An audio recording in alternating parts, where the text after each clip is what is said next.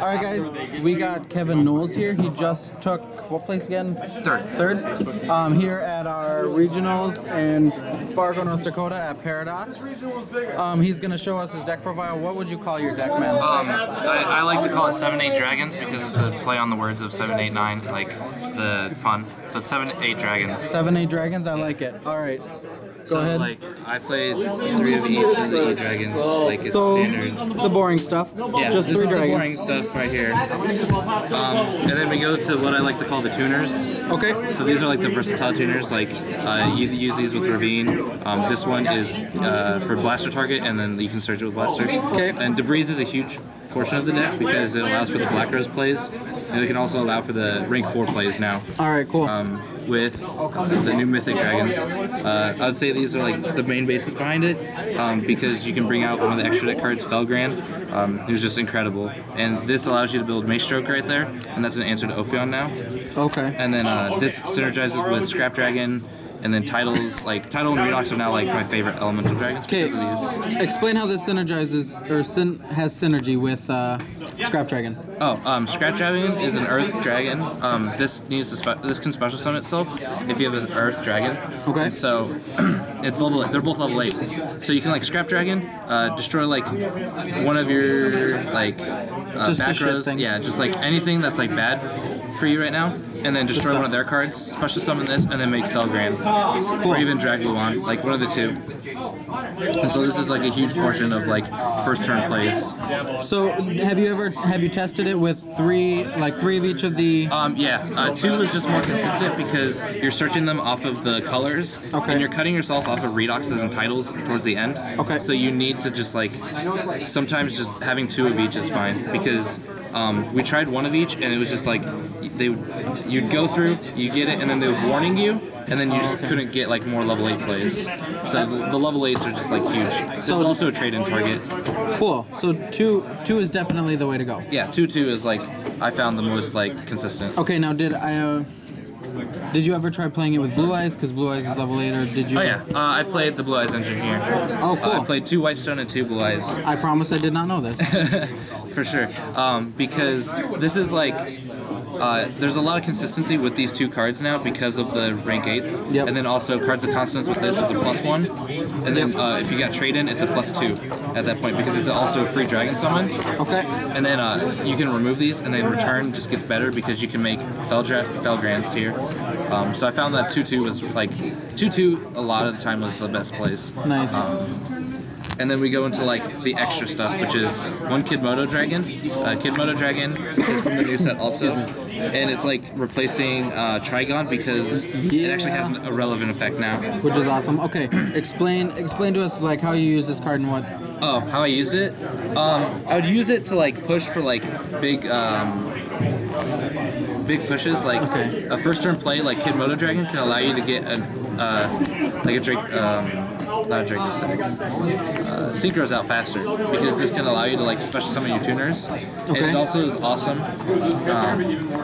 because like if you use it with Debris Dragon, you can make Black Rose plays, and then this activates after the Black Rose like Dandelion does, so you can get a free like Blue Eyes play. Like you can special summon a dead Blue Eyes in your hand, nice. And then you have a 3,000 beater off of it while you blow up their field. You can't conduct your battle phase though, and you can only special summon dragons off of it, which is like some limitation to it. But it's also a level 3 Earth, which is huge for like this deck now because Redox is a huge thing. So being the Earth is fine. And then since we replaced Trigon, I decided to play a Lava Golem. Lava Golem can like just win you the game because if they max C, you can give them the Lava Golem, make a Colossal Fighter, and deck them out. Okay. Because you just take 200 every time it dies, and you special summon it. And then also it can get rid of problem fields like Stardust and Colossal Fighter. Like that's a huge problem field for the deck, so it can just clear stuff like that. And it's a huge awesome target because it's level 8 trade-in target, and it's also a blaster target. Like you can pitch it with blaster to destroy things, and you can banish it for a blaster. So I love that card. And then 1 Swift Scarecrow because I don't want to die. Like Drake Unities are a thing. Yeah. I don't know if we had many here, but they're definitely a thing. So we're gonna go into the spells and traps. It's all about consistency in the spells. So 3 sword. It's a +1 inherently. This is a +1 with the Whitestone, and then if you have both of these together, it's a +2. Okay. And then we play 3 Ravine because the Ravine lets us set up the Felgrand place by getting the E-Dragons we need into the grave. And then we play the 3 traps, which is Emptiness, Sixth Sense, and Different Dimension. I only activated Sixth Sense once and I missed. So, like, this card is an inconsistency card now, it's considered. So I'm probably going to be cutting these 2 for Decrees. But Emptiness, just like, these 3 cards just win you the game. And so what I wanted is like the trap lineup to just be something where you like win the game instantly. And then the spells is just like consistency. Nice. Okay. Alright, let's see the extra deck and what's going on there. Alright, the extra deck is like the tightest space you can play. You have to be like super careful on what you select for the extra deck here. Yeah. So I spent probably like a good 3 hours talking with other people in my area. So for 7s, you play Ancient Fairy Dragon and Black Rose Dragon. Ancient Fairy is good for time. Yep. And it can also set up the double Dragosack play. Yeah, I don't have it. Like, this is only used for time. Black Rose Dragon won me the last round match, game 1. So it's Black Rose. Like, it's Black Rose. Yeah. Star Spark Dragon. I actually got like a game warning for this one because I got it damaged like this. I actually didn't summon it, but it's really good. Like, it can protect cards. It's a Master Key Beetle in a sense for dragons now. Okay. Stardust Dragon, Colossal Fighter, Scrap, Crimson Blader, and Star Eater. Yeah, these are standard. Like I said with Scrap Dragon, Mythic, Water is super good with it. Crimson Blader's Crimson Blader. You need it for the mirror match. Star Eater wins you games. Colossal Fighter's for the Lava Golem thing, and then Stardust because it's a Stardust. Okay. Like, you just make Stardust a lot. For Exceeds, you can play a Maestroke for your rank 4. Okay. That's what I was talking about with the Breeze and the Wood Dragon, the Tree Dragon, is you make this guy, and he's your out to Ophion now. Okay. So you have 3 outs to Ophion. Blaster, this guy, and yeah, that. Like, you have more options to kill them now. For 7s, we have Big Eye, Gaia Dragon, Mecha Phantom Beast, Dracosack, and Master of Blades. I wanted to play all 4 because the options are just huge with this. You're playing 3 of each of the 7s, or so like these are like needed because you have the options to like inflict piercing, take monsters, set up safe plays, and then also like push for game because this can hurt Swift Scarecrow. Yep. And then for the 8s, it's the 2 new ones, Felgrand and Dragluon. This card was like the MVP of the day, to be honest. Like, I summoned it every game, probably, or attempted to, and it just like, if you resolve it, it just wins you the game. So yeah, and then Dragluon, I actually only brought out once, and then I lost because he Dark-Holed me. So definitely this guy is really freaking good. This guy is like my favorite card right now, and I built a deck around him, and like to have synergy, like to get him out as fast as possible, and like the deck work like that. Nice. So definitely like he was the MVP of the weekend. And then for the side deck, I was playing a Crow. Crow can stop a lot of the big pushes that like spellbooks can play. Evil Swarm, like, it's just an interrupt card and it's in your hand. Hand traps are really popular right now. Yep. So DD Crow is just like one of the main options. 2 Electric Virus because mirror match, like, it's really good. You can take their stuff. And you also have Dragluon that does it in Big Eye. So like taking their stuff is really cool because you put them under the fear that they can't summon anything. And you also take Ophion and get Terminus with it. So you take off all the materials off of it. And so then you can special summon again. So this was like, I didn't actually play any Evil Swarm decks, so this wasn't a problem. I set it 2 Fossil Diamond, also for the Evil Swarm deck, because you can just set it and then like they attack it with Ophion, you can destroy their Ophion. Yep. So that was a huge play. And then I also sided it against, I thought about the mirror match sometimes, like just summoning this first turn is the best play you can do because you get the beaters out, they can't do anything. 3 Xyz Encore, like I sided these in practically every game. I think this card is just like insanely good because of the last sentence, like people can't chain to it. Yep. And it just deals with like problem cards like Felgrand, like opposing Felgrands, Dracosacks, like Ophion. I do have something to say. Like, if you have an opposing Felgrand, and then they have 2 7s that can go into like Dracosack or Big Eye. Yes. Yeah. Would that pose a potential problem? No, because I think Felgrand's like a bigger like threat than a Dracosack. I can deal with Dracosack easier than a Felgrand. Because Felgrand can protect himself from card effects. Like, you have to run him over and he has 2,800. Dracosack, you can you can make it negate effects. It has to have the tokens alive, so that's a huge issue. He can just stay alive himself.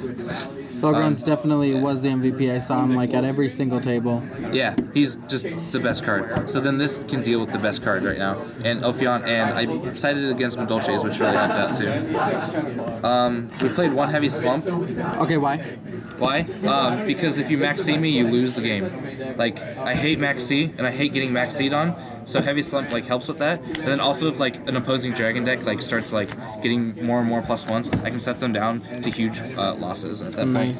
So the card was just like, it's a cool one of, but it was mainly there just because if we draw it, we win the game. So do you side that in like every single game, assuming that they're going to go into max it C? was more so if I saw the max C game one. Okay. We only sided in if they main deck it because they're not going to take it out against us, and not many deck lists side max C. Nice.